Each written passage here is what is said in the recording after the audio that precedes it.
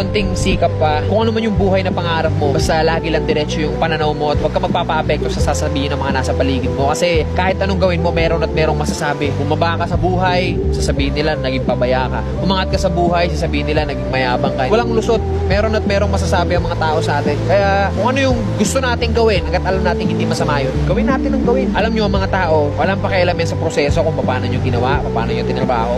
Mukhang ewan ka talaga para sa mga yan sa umpisa. Ang gustong makita lang ng mga tao palagi, yung finished product. Ano yung narating mo dyan. As long as di mo napapabayaan yung pamilya mo, yung sarili mo, sa kung ano man yung tinatahak mo, banat lang.